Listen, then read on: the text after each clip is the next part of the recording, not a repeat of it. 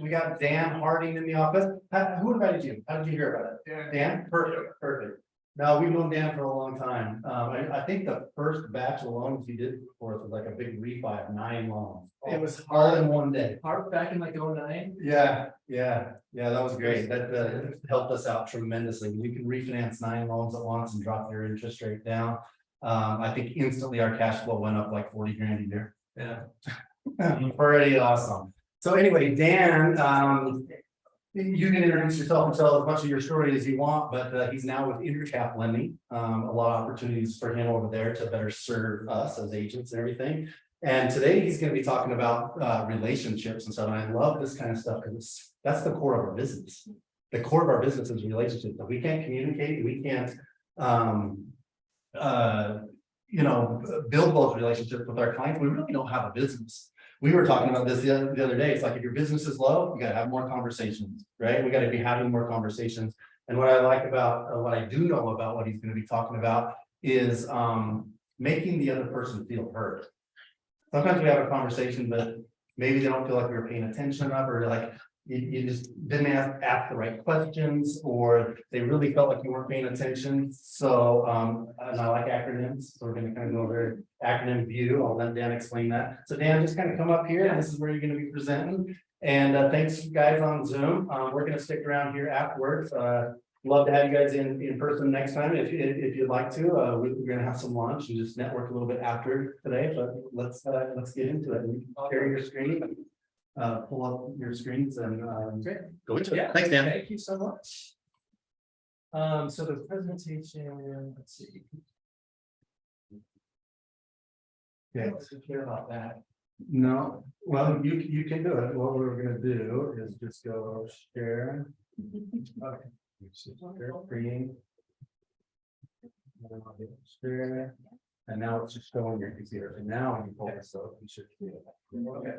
We can just do like a normal video. Let's do that, I guess. If that's right. What do you mean normal video?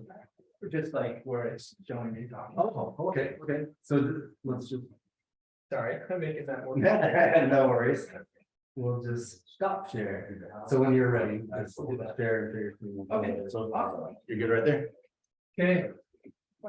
Thank you so much for being here. I'm a little nervous, as you might feel it tell, but I'm channeling that into excitement. So that's a little, I can't tell you're nervous. little amped up. But I'm really passionate about it. What's that? Thanks. And you? Can we just end there? So I know. Tara, you came to the first one I did. I did. Thank you for like so much. Oh my God. Yeah. Well, and honestly, like I hate talking in front of people. So like the more we can just make this a fun discussion, the less I have to talk, the better. Honestly, I love this stuff, this mindset, like what Jeff was talking about, being able to have difficult conversations with people. If we don't have that trust with them, it's not gonna go well. And like, how often do we have to have difficult conversations with clients? I mean, if we can't do that, if we're just Right. like, Well, we don't want to avoid them. yeah, they think they see their home value on Zillow and they're like, oh, it's worth this. And you're like, it's not, but, and they're like, okay, well, I'm gonna find another agent. Like, you're like, okay, whatever, I'll sell it for whatever you think. And then like 6 months later, you disappointed them, you've gone through all this work. If you have the difficult conversation up front, makes everything better. So like, how do we have those conversations in a way that allows them to feel understood, be on board with what's going on. So that's what I'm going to be talking about. So again, I'm so excited about it. So what this is, it sounds a little woo-woo. We're talking about feelings and emotions. Like that doesn't really go well in a business setting in most cases, but I actually feel like it totally goes with what we do. Because that's what Jeff was saying, like the relationship, like at the end of the day, that's what it's all about. Like, how connected do we feel? How well connected do we feel to ourselves, to our clients, to our family, our friends, like all of that. So we're going to go into these different different aspects: vulnerability, impartiality, empathy, and wonder. But before, I just want to basically like boil it down into like, here's the 3-minute version of it, and then we can kind of dig in a little bit deeper. And again, please pop in with your questions, comments, tell me I'm full of it, like I welcome it. What it all boils down to is a lot of us have a critical inner voice that tells us that we're not good enough, that we don't have what it takes. Whenever we make a mistake or perceived mistake, it's there to be like, knew it, here we go again, right? And not all of us have it, but a lot of us do. And basically what this mindset helps us do, and practicing it helps us know that we are inherently and intrinsically good. Everything that we need to be successful, to be, and you define what that success is, but everything that we need to be that, we already have it inside of ourselves. I know it sounds a little woo-woo, but it's like, I've been practicing this for about the last 5-6 months, and like, sometimes I feel like I've joined a cult when I talk about this. And so if you ask me, the answer is maybe. Because if I outright say no, that's what someone who joined a cult would say. Right? That's funny. We are good. We have everything already in us to be successful. There is a Harvard study that's ongoing. This is the longest ongoing study. This has been in the news over the last couple of years. You may have heard of it, the study on happiness. Does this sound familiar?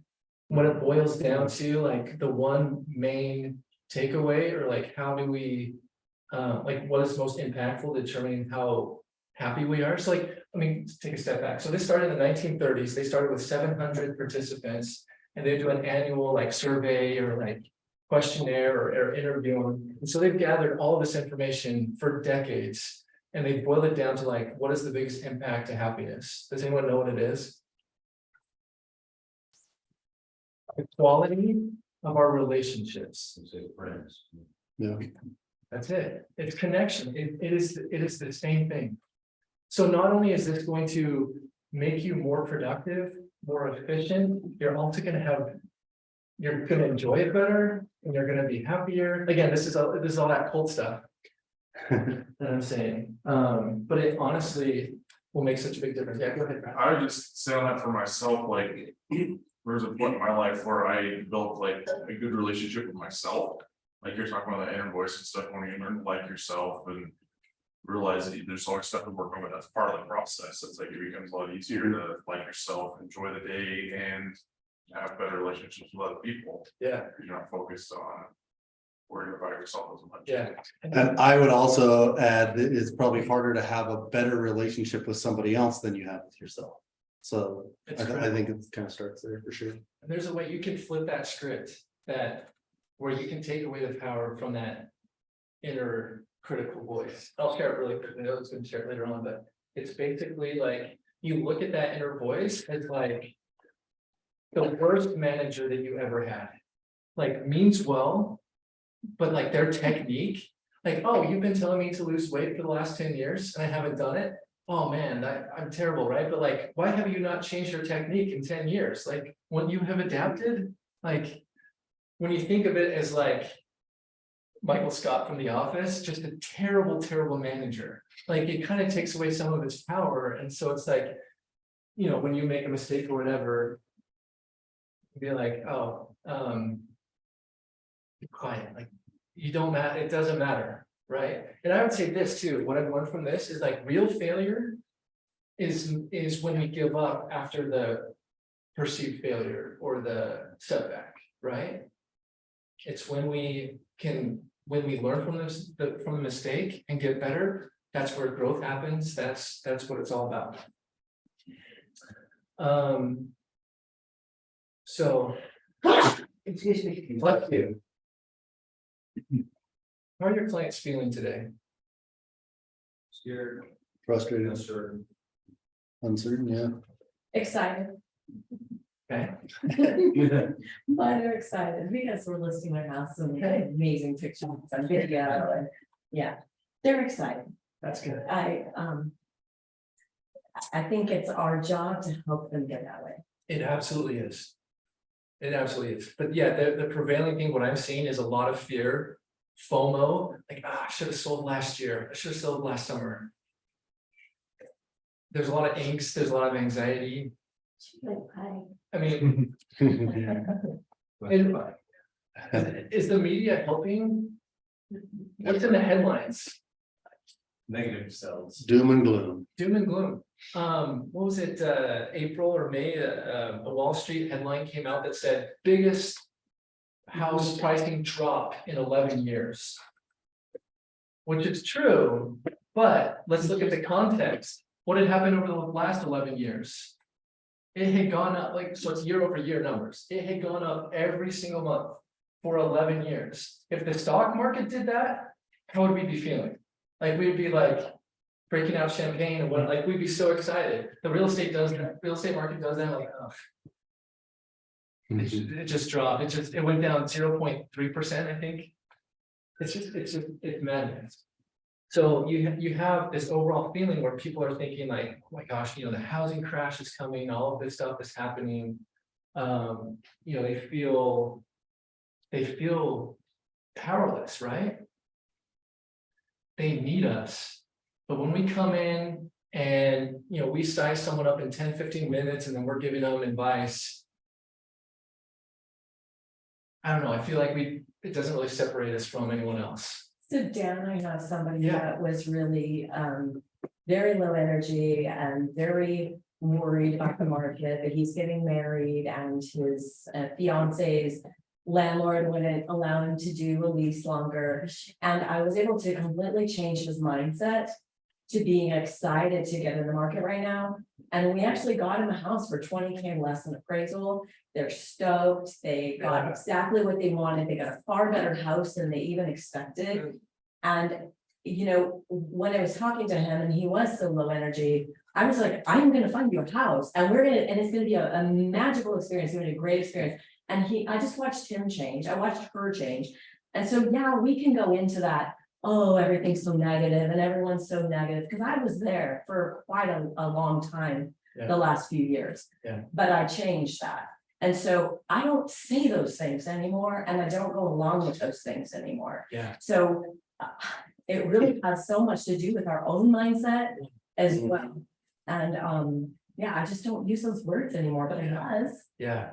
No, that you're being real and that's absolutely that, there's a natural progression there. And I would say, how do we feel? Like, if we feel like, do we honestly feel like now, today is a good time to buy?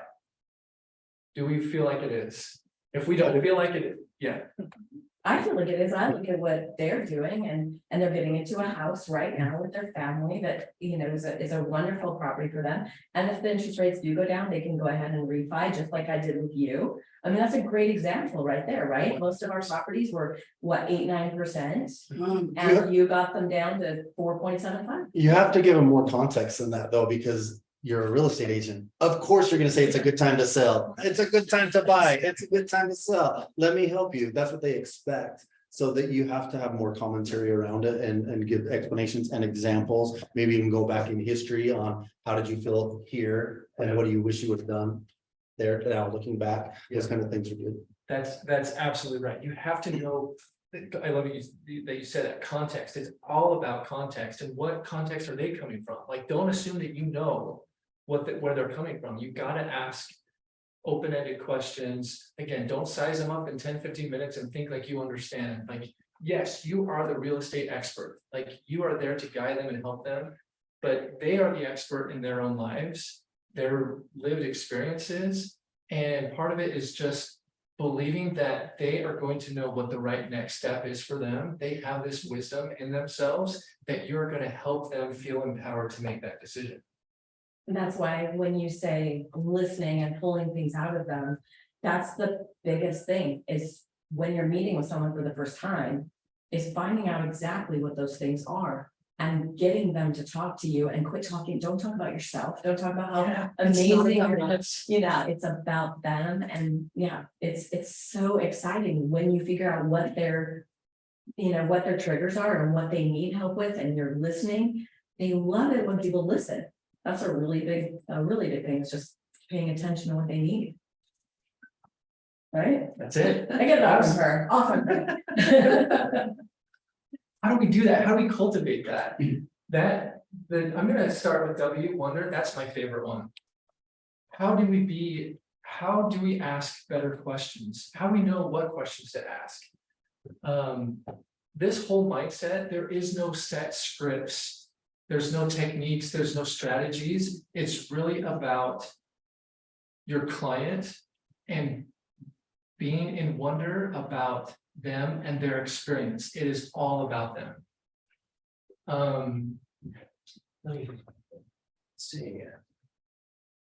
So being in wonder, oh yeah, I want to explain. So being in wonder, what is this? So it's basically, again, this sounds a little woo-woo, but it's about staying in the question, sitting in the question. It's not so much about the answer, because you might be asking the wrong question. So like, I presented for the first time a year ago, and it was all about how do you get your fence sitter to commit? And it's along these same lines. And when you boil it down to like, yeah, you can persuade them, you can help them, but when it comes down to it, it needs to be their decision. It needs to be like they have to, the way to get them to buy in is for them to like make that call.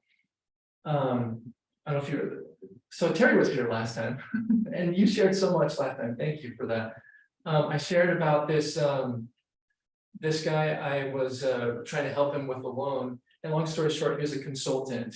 And his job, he was hired by big businesses to come in and basically help them be more efficient. And if you can think of a more intimidating space, your job, you're an outsider, you're going into a company to tell employees how to do their job better. Does anyone like being told how to do their own job better? Not generally. No. And so he'd go in and he'd find out all about the business, he'd ask questions, he would come up with what he thought would be like the right next step for them. But he didn't tell them. He didn't tell them. Why do you think he didn't tell them? Okay, you have the answer. Just tell them. Let's get on it. But he wouldn't tell them. Probably wanted them to just discover it for themselves. He would ask them questions, trying to get them to think. Shift their mindset or their perspective when they came up with the idea. And he's like, oh yeah, let's give that a go. Like they've bought in. Like they run with it, and it's way more successful versus if you're like, this is what you should do, and this is the reason why. Like we make decisions emotionally, not logically. When you see a Nike ad, they're not saying we have 1.4 inches of padding versus 1.3 from our competitors. Like it's not. It's about emotion. It's about, again, feeling connected and having that. So asking better questions, asking more open-ended questions is the way that we get there. So being in wonder means you're not so like interested in the answer. You stay in that question. So like, for example, a practice you can do, and I highly recommend, I do this myself, spend 5 minutes a day and just say, what is it that my client wants? And you will see your answers will change. Your question will change too. What is it that's most important to my client? If you're feeling stuck, if you have a client that you're not making progress, or they're not reciprocating, they're not, they could be really low energy. What is it that they want? And really sit in that, and you'll get answer after answer. I do this personally as well. Like I have 3 boys, and I ask, like, how can I be a better father? And it's not like, oh, I want to be the best dad in the world. It's like, how do I like, it has to be genuine. Like, how do I become the type of father that like has the most impact? Or how do I become the father that has like, that when they're teenagers, that they'll tell me everything? Like, how do I become that father that prepares them like for real life? And so you kind of ruminate on this stuff and you think about it. It's about the question, like stay in that question. Think about, so going back to like, what is it that your customer wants? Think about their pain points. What are the things that frustrate them? What is the thing about this process, the whole home buying process, that frustrates them? Did you guys know the average person that sells their home before they get it listed, when do they start thinking about selling? Does anyone know? Want to take a stab at it? 6 months. 6 months, Maybe even a year. a year. When do they get us involved? So they start thinking about it. 2 weeks before. Yeah, 10 days, give or take. and this is why a lot of us feel like we have to be available 24/7. You know, it's Sunday at 4 o'clock and we're with family, but they just saw a home on Zillow, so they're gonna call you, they wanna see this home right away, and if you don't pick up the phone, they're like, "Oh, I'd really like to work with Jeff. But Zillow's showing me if I just put my information, I'll get contacted by another agent, and you know, maybe there's open door, well, hey, I don't even need an agent, they'll just let me in, like. If you get involved sooner in that process, if you have built that relationship with them where like you are top of mind and they want to involve you in that, in their this like. Cause yeah, it takes a long time before they get to where they really want to do it. But when they start thinking about it, like if we can get involved in that point, at that part, then it's not, you also don't have this like. You know, fire drill, it's like, okay, let's look at your home, okay, what are we gonna do to get your home ready to sell? Like, you don't have time at that point. I sold my house in American Fork and I laughed because we had too many plants. Do you guys ever fight with your client that to selling a home? Like you got to get all the junk out, right? Do you ever have a fight over how many plants they have in their front room? That's ridiculous. But that happens because again, it's this fire drill. So it's like, okay, think about these pain points. What can I do to help them through that? And get involved in that. How do I be the agent that is like, what can I do to where I am more a part of that process when they're in the planning stage? And I really think as you ask yourself those questions and like do this every day, like set aside, I mean, I would set aside 30 minutes and it sounds crazy, but like just allow yourself to think. Think about these questions and write down different things and you will be amazed at the different answers that will come day after day. So that's a big chunk of what Wonder is. Hey, Dan, let's pause right there. Yeah. Gabby, I see your hands up. Sorry, I didn't notice it earlier. Did we move on too far from what you had a question on? No, not at all. I just wanted to comment on what Dan was saying, which is so important on asking questions and asking the right questions. I think a lot of times a buyer or a seller will have a predetermined idea as to what exactly they want or what their, goal is. But sometimes that's actually not the underlying issue that they're trying to fix, right? That they're trying to get with selling or buying a new home.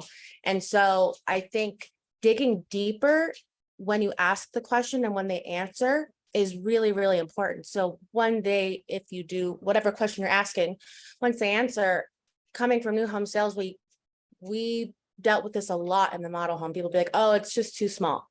Okay, well, tell me more about that. Like, tell me how, what's not working for you, and really listening. And then by the end of it, a lot of times we came out with a solution that was completely different than what they had thought was actually what they came in for, right?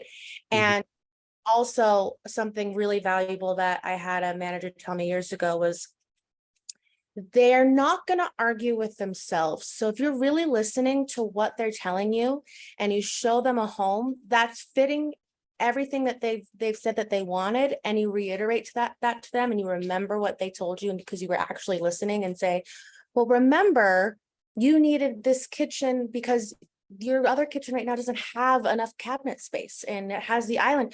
Do you remember that? And they'll be like, oh, that's right. They're not going to argue with what they've already told. They're not going to argue with themselves, right? I mean, I've had that happen once and it was bizarre, but anyway, so He just thought of somebody.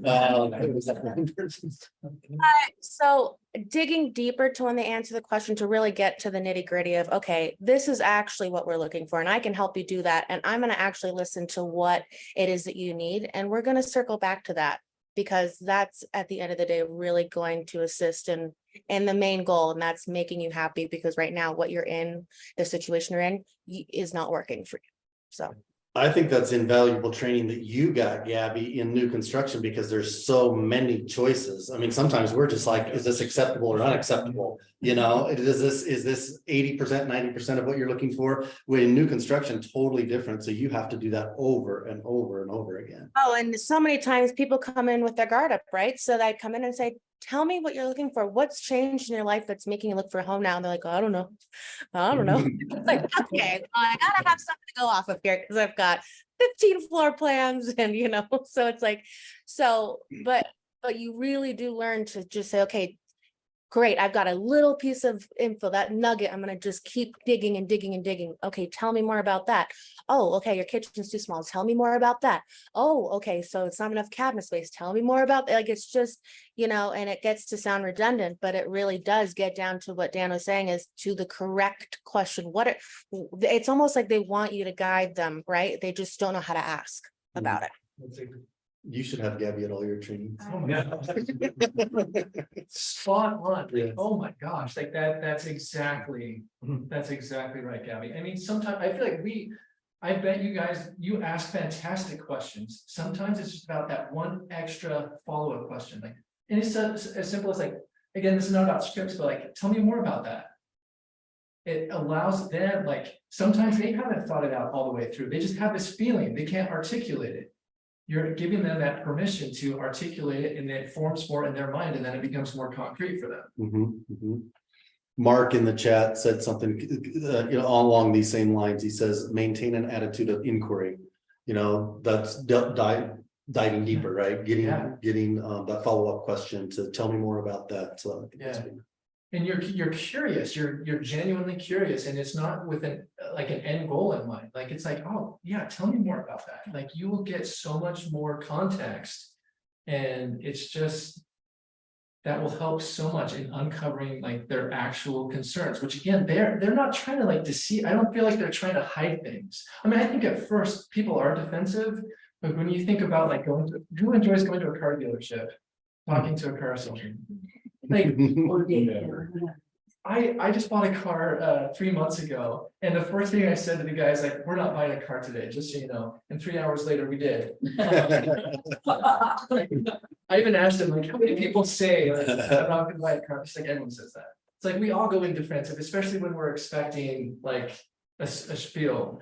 Along those same lines, the previous car that we bought, it was a used car, and this used car salesman would not stop talking. And my wife was like 7 months pregnant and hungry. And it was just like, oh my gosh, if you stop talking, what can we buy this car from you? Like, we liked the car.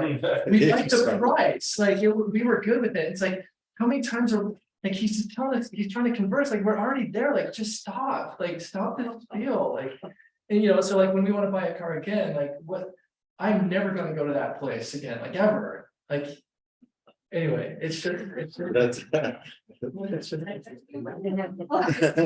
I bet I will. That's true. If the price is right. Like, I don't know. I was thinking about this the other day. I was on a river on a raft. Have any of you guys been white water rafting? Okay. It's fun. So you got people, you know, 6 to 8 people, and you're sitting on the side of the raft and you're paddling, and you have a guy in the back who's kind of in charge. It's like, okay, you know, right side needs to paddle more here, whatever. And I was thinking about how like that really is like, we're kind of like the river guide. Like, the boat is our clients, and the river is, you know, the real estate market. And like, yeah, you've been on this river hundreds, if not thousands of times, but for your client, it's, you know, maybe their 5th or maybe their 1st, like a handful of times. Like, you know, what is your job as that guide? You know, some people, I feel like they're like, I'm going to show them how well I can paddle. I can get this boat from one side of the river to the other. That's not your job. Like, what is your job as a guide? Like, you're there to read the river. Like, you've been on this before. You're the expert, but like, the boat is theirs, and they're going to decide when to get in and when to get out. And you can help position that boat to navigate those waters, especially in the white water, the rapids. Like, that's what we're there for. So I don't know where I was going with that, but I just thought of that. Great analogy. really good. What's this? Man, okay. We will jump ahead to impartiality. Impartiality means no agenda. You're not trying to fix them, you're not trying to save them. Again, when you can get involved in the process earlier, you're not trying to prove your worth. Like you already have it, you are the expert. And building that connection with them, empowering them, helping them to trust their own instincts, like they know that they have that wisdom to make the right next choice for themselves. They just need to trust themselves. So as you believe that in yourself and you convey that to others, like they will become raving fans of yours. So impartiality means like you will accept any outcome. Sometimes I feel like we think of like a successful leader. I'm talking too much. I don't know. What's a successful leader in your mind? Like, I'm gonna pick on you. We're here to listen to you, Dan. I don't like. Everybody's looking at me, I'm up and. Thank you. What I feel like a business leader we think of as someone that kind of like bends the world to their will, like stops at nothing to get what they want. And sometimes when we try, okay, I'm gonna do this, and we end up just alienating people and, painting ourselves in a corner where we don't actually want to be. So part of it is like being able to accept any outcome. Oh, this is what I want to share. Sometimes like pay attention to how you're feeling, your emotions, and like feeling it through. Like I look back, so again, I've been practicing this mindset for about 5 months.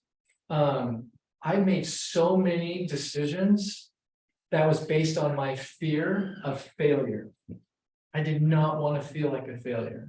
Like, so any like business decision, I'd be like, okay, I'm going to pick like the safest route. I'm going to just work for the banks where I have, these bank branches that would refer me business. It's easier to have leads. That's just what I'm going to do. I would never go out and like really go for it because I was protecting my ego in a way. And so like by trying to prevent myself from feeling failure, I was inviting that in. So like what I'd ask you is like, what outcomes are we trying to avoid right now? What are we afraid of? And just think about this, how you might accidentally be inviting that actually in.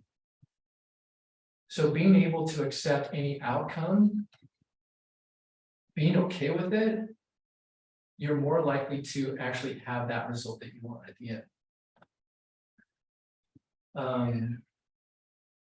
Yeah, impartiality, recognizing something that's right and going with it, rather than trying to get it to be your version of what's right. Blockbuster, let's talk about this for a second. Why did Blockbuster fail? Didn't adapt.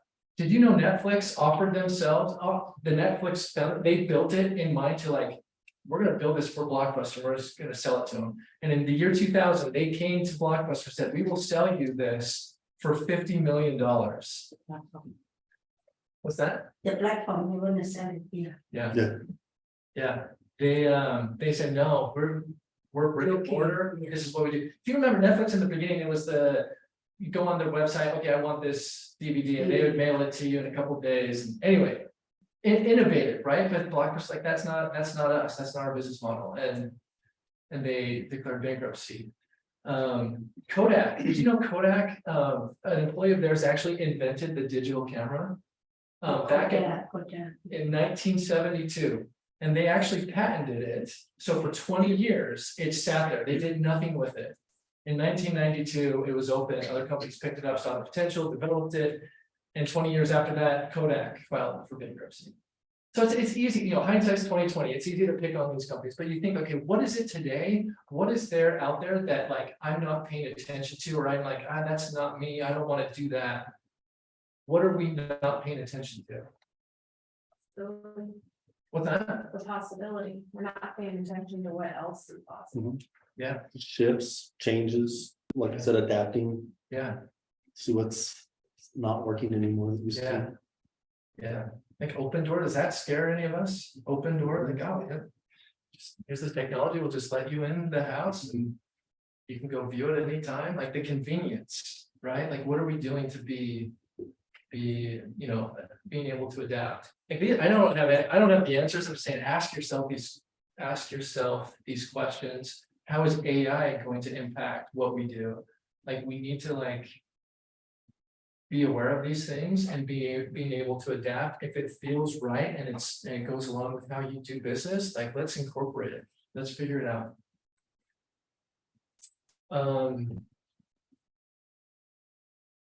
See all my notes here, handwritten notes. While you're looking at that, I was just having a thought where you're talking about by trying to avoid failure, we're inviting it in, you're actually making it more likely that you will fail because that's your mindset and your energy and what you're attracting is failure. Exactly.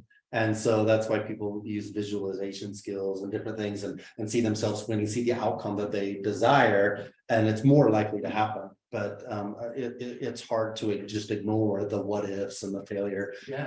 And I don't think a lot of people realize that they cause a lot of that themselves. Yeah, like my own story. So like when I started doing mortgage loans 16 years ago, and in my mind, I'm like, I'll do this while rates are low. Once they go up, like I'm gonna have to figure out something else. Well, 6 years later, rates had only gone down for 6 straight years. Rates start to go up. I'm like, okay, well, what do I do now? I'm like, okay, it's all about purchase. Who's the best purchase lender? And the number one lender at the time, this was 2013, is Academy Mortgage. So I go there. So that's the right move. But doubting myself and like, oh, I want to be safe about this. I'm not going to just go there as a loan officer. I'm going to partner with a high producing loan officer, learn all the tricks from him, and then like in a year or so, I'll launch on my own. So basically for a year and a half, I was essentially an assistant and I wasn't growing and I wasn't putting myself out there. I wasn't going out there to get business. And then I went back to the banks. Safe, I'm going to be safe. I'm going to do what I know, just this head in the ground. I wasn't putting myself out there. And so I wasn't growing.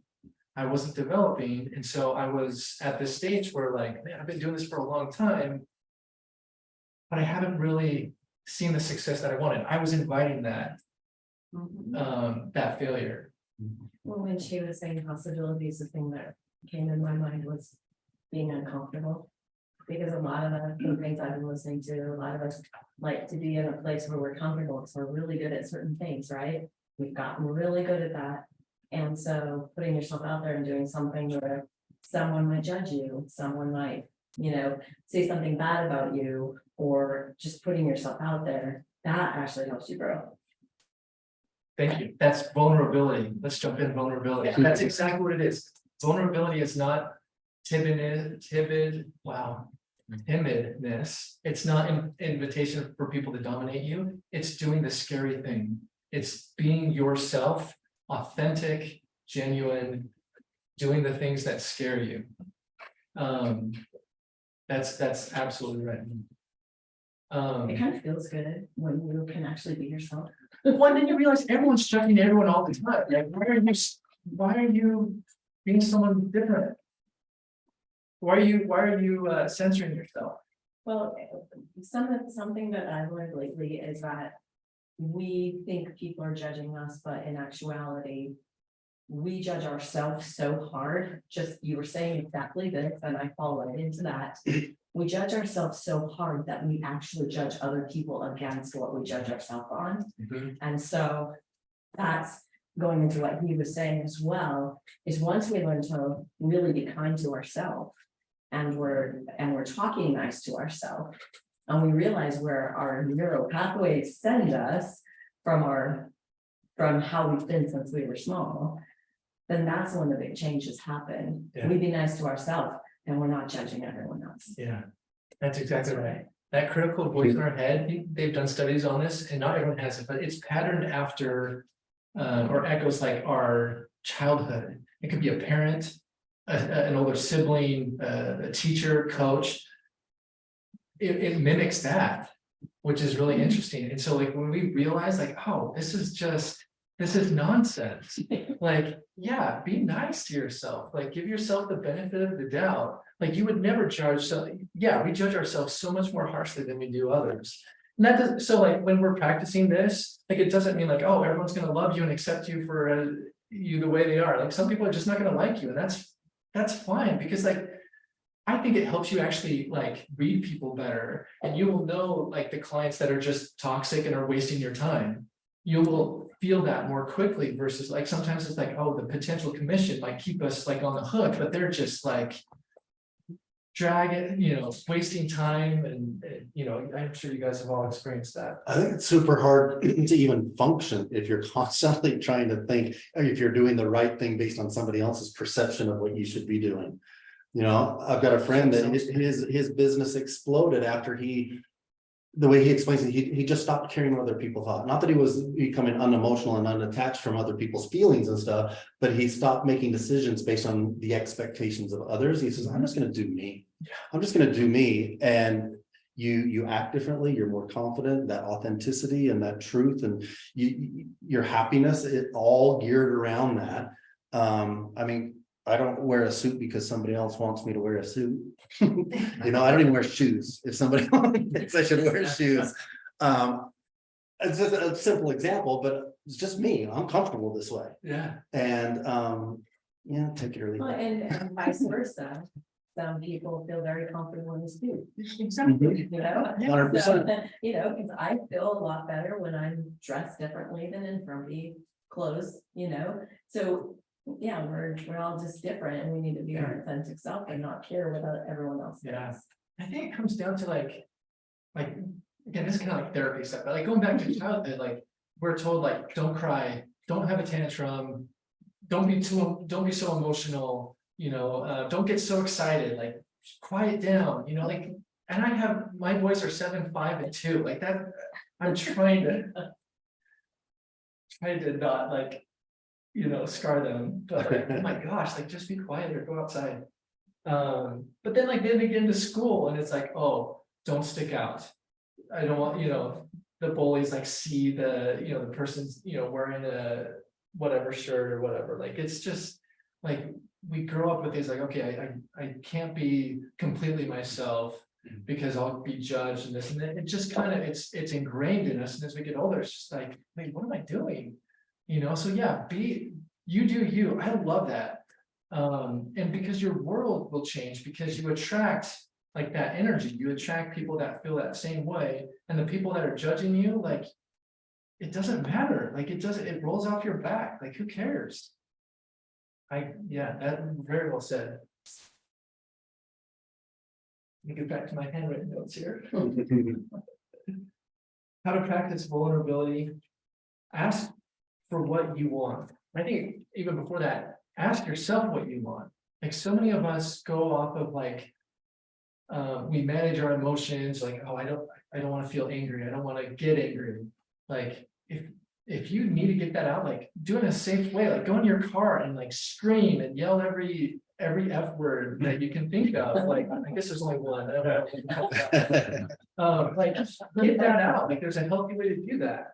But then like ask for what you want, be clear, set boundaries in a healthy way, not trying to change the other person, like express yourself, let love in, drop your guard, allow yourself to be rejected. If you feel stuck, and this is kind of a sales trick, but I think it goes along with this, like go out and get 5 rejections today. Like call 5 people that like, there's no way they're going to want to do anything. Just go get 5 rejections and then do that the next day and the next day. Like you will realize like any like sales pitch that you have or whatever, like you have a way you say a certain thing, like you will drop that because like you have nothing to lose. Like they're not going to work with you anyway. So just like have a conversation, see how they're doing. And like, you'll be amazed what like comes from that. Like I've been calling past clients that I've helped last year or the year before that, their rates are less than 4%. They're not going to do anything. But like I'm talking to them like, oh, hey, like they have a family member that is actually looking at buying, like they'll pass along my information. Oh, that's awesome. Like you don't know if you don't try. Along with that, who's your favorite athlete? What's your favorite sport, Jeff?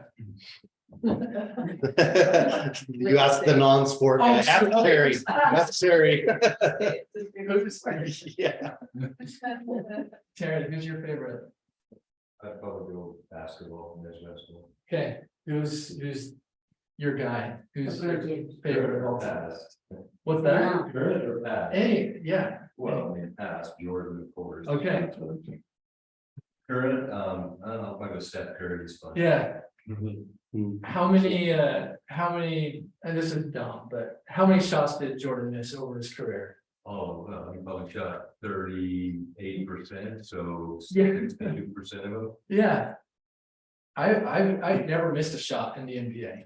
I think I'd be next, yeah. I never have. Like, who's the better player? Like, pick up the damn phone, go visit, go drop by, like, there's no. You will only see growth from it. You will learn by doing, you will iterate. This whole thing about fear of failure, for me, it's like, oh my gosh, you're failing by not trying, like, the true failure is giving up. When things get hard or you have that setback, like, don't let that in your system, like, you're iterating. And you think about kids, like my 2-year-old, like, he's like, you tell me so naughty, I'm trying not to tell him he's naughty, because he's just like, there's no like, oh shoot, I messed up, like, no, he's playing with the toy however he wants. And that's beautiful, and like, that's how we should be, like, we naturally want to learn. There's a study, like, when do you think babies smile? When do you think, like, a lot of people thought they were when they're about to feed, like when they're about to be fed, like I should say, like, a little older. When do they smile? It's not when they're about to be fed, it's when they're engaged. It's when they're learning. Okay, we want to learn. Ask yourselves, what are you curious about? Like, what are you passionate about? And just like spend time with that. This is just such a better way to be. I don't know, I just love this. I think one of the discussions around failure should be about expectations, because you have to define what failure is, right? And if you think you failed, it's because you didn't meet an expectation, right? You thought you should have got a different outcome than you did. Yeah. So like making those phone calls or meeting with people and having conversations, if we're expecting, oh, I got to get the listing or whatever it might be, I got to get the buyer broker sign. We've set an expectation, so we either have to succeed or fail, one or the other. But when you remove all expectations and you just let it play out and you go back to some of the stuff you've been talking about, and just take care of that person and their needs or whatever, the outcome is going to be whatever the outcome is going to be, as long as you're guiding them in the right direction. But remove the expectations and just proceed. Exactly. You're worried about what they're gonna say, like they're gonna reject you, like, feel that, let that, and then you realize it's not a big deal. And you make 5-10 calls, like, someone is gonna know someone that actually is thinking about it. You're gonna get something. And you're not doing this to get something, it's just like, this is just the right way to do business, this is who you are, you're checking in on people.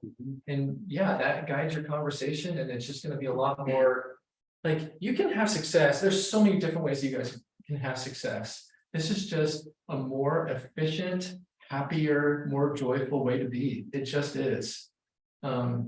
I'm running out of time. Yeah. Yeah. I'm very fond of. I mean, I was telling my kids when they're growing up, you have the game, got swinging bat, same thing, right? Yeah. You know, don't be afraid to fail.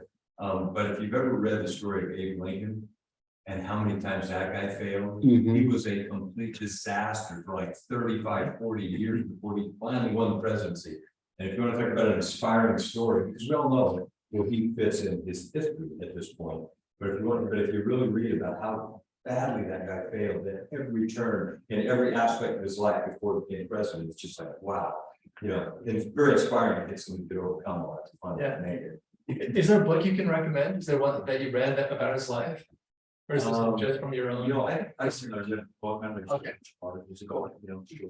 So I actually have a picture hanging in my office at home. I'll take a picture of it and send it to you, but it's of that. It's got Abe Lincoln on it, and it says, ran for this, failed, started a business, failed, all these things, ding, ding, ding, ding, ding, became president of the United States. That was the last one. It's literally a list this long on this plaque. He failed in his personal life, Yep. just everything, his businesses, his run for office, everything. I tried, just did not. He failed, and finally, we're gonna just get Yeah. Persistence, right? It's like people think, oh, well, if I could shoot like Kobe Bryant, then yeah, I'd be amazing. I'd be an amazing teammate. Like he was the hardest worker. And I should bring up Jordan. Jordan, Curry, Tiger, they have That's it. with that and golf club and shooting jays. Yeah, it's the work he put in. I've run out of time. Oh, I was sorry. gonna say one more thing, speaking of basketball. I was reading about the difference, because if this book refers to Michael Jordan and any of those guys like Alex Rodriguez, they have this growth mindset. And they compare that to John McEnroe. What did John McEnroe do when he lost? He lost. He won, blamed the played. swag racket, he blamed the heat, Yeah. he blamed like the referee, he blamed, I don't know, Lost his Hurricane mind. Katrina, whatever. His headband was too tight. Yeah, so he blamed everything else, so he went out there and sought validation. And so that can apply to kids. One little note that I had says, praise people for their effort, not their ability. Because if you tell a kid, oh, you're so smart, you're so smart.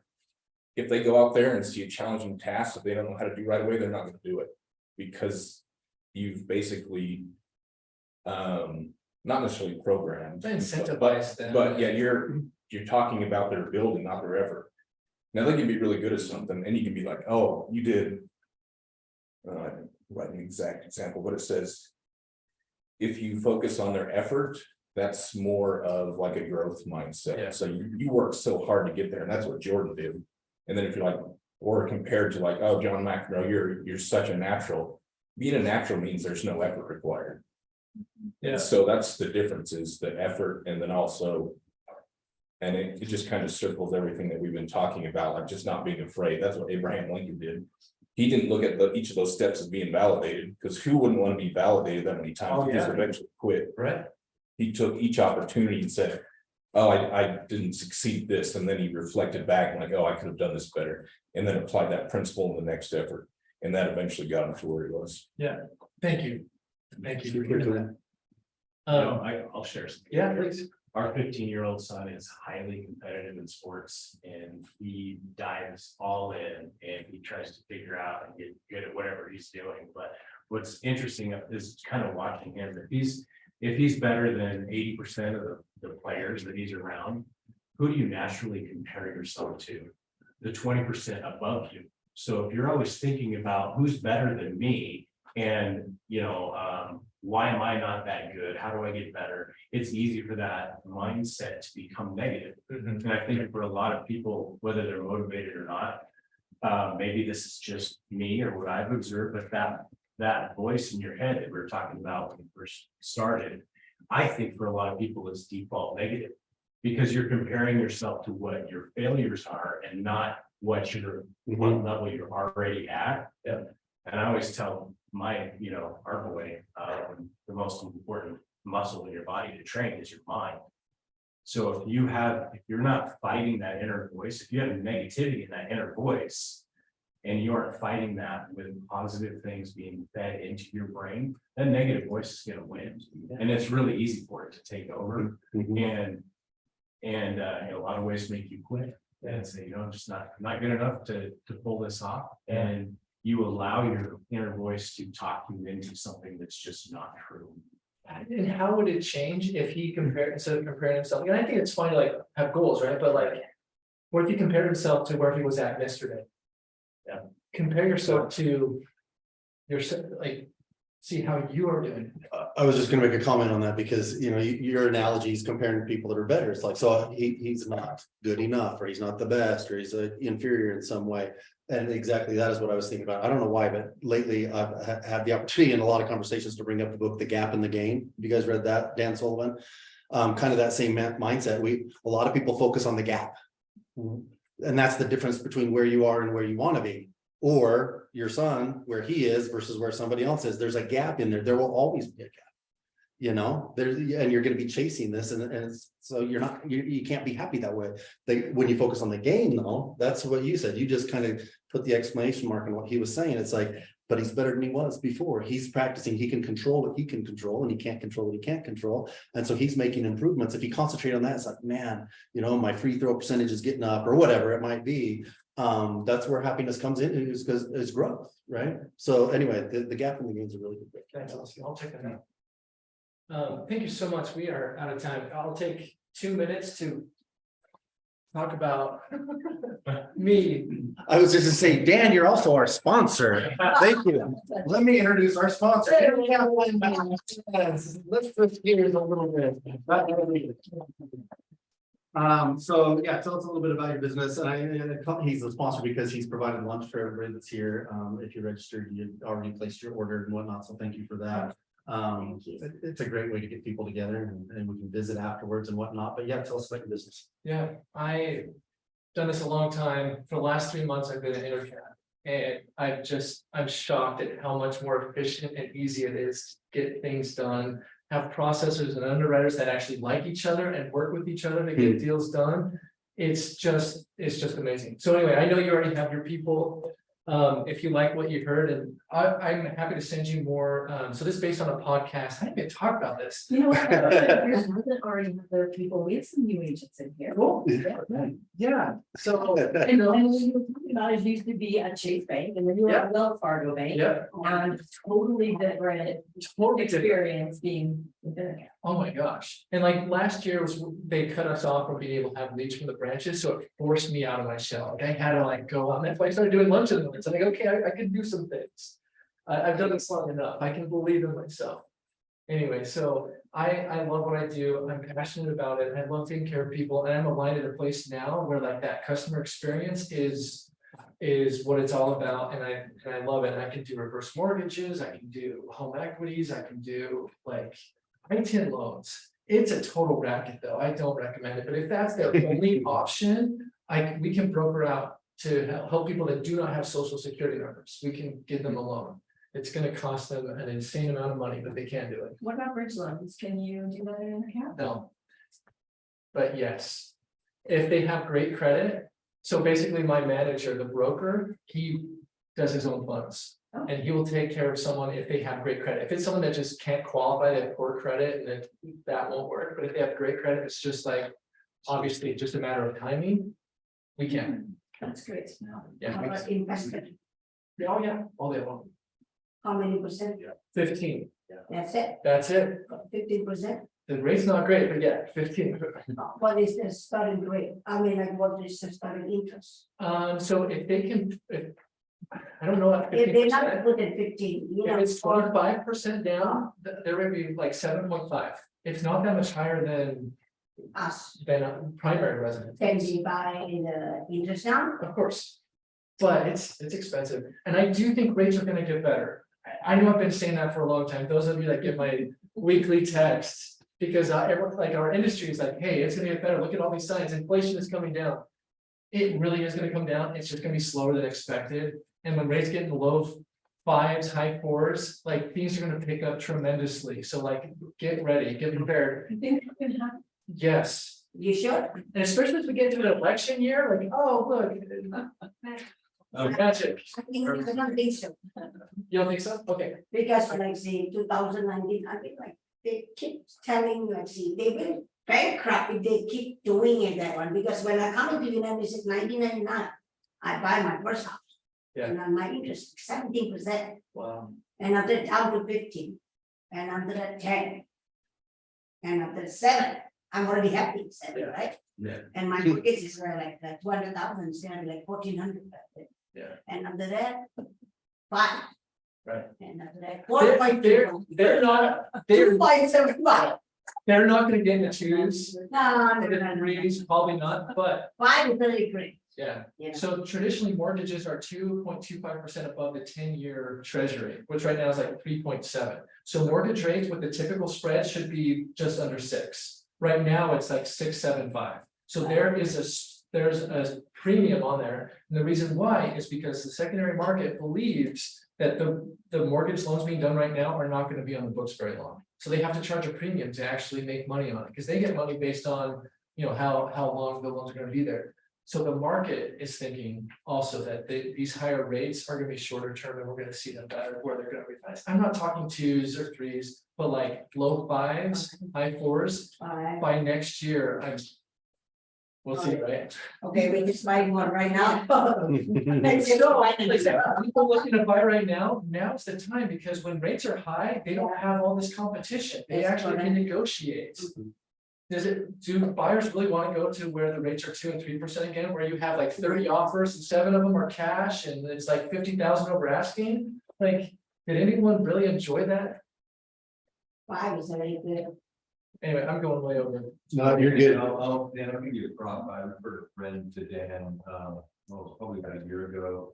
when you were at Wells, Craig, remember? Craig Engelfried. Yeah, he did a great job for him. He looked at Wells, which, you know, is slow and typical big bad stuff, but he was very happy with what you did to help navigate. Well, thank you. Yeah, Craig is amazing. Yeah, thank you so much. Yeah, thanks. Anybody have any final comments or questions? Anybody on Zoom? But no phone number over there. How do we get contact? Yeah, oh, well, Yes, yes, yes. I'm such a good salesman. Where is Ashley here? Did you share the slide with him? The contact info? He did. Or she did. Oh, is that what you have? This one? Yeah, let's go there. Let's share that one.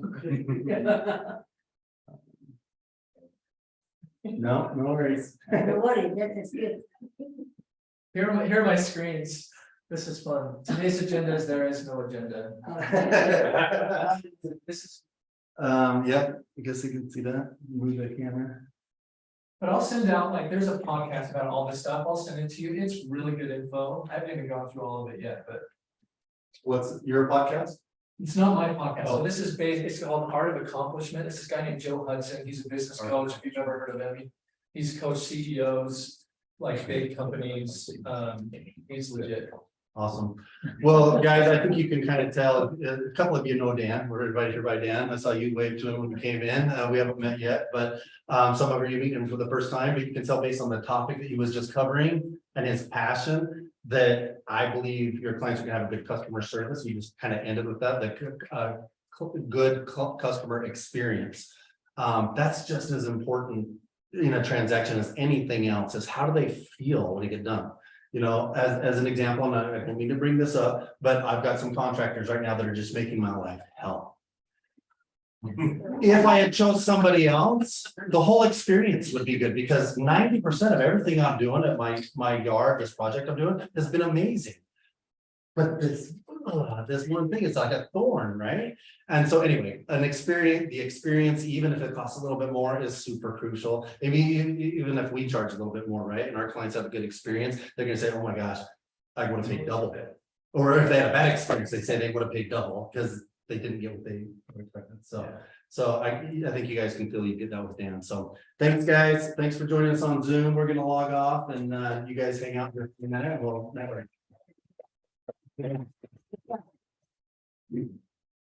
Nice job, Dan. Thank you.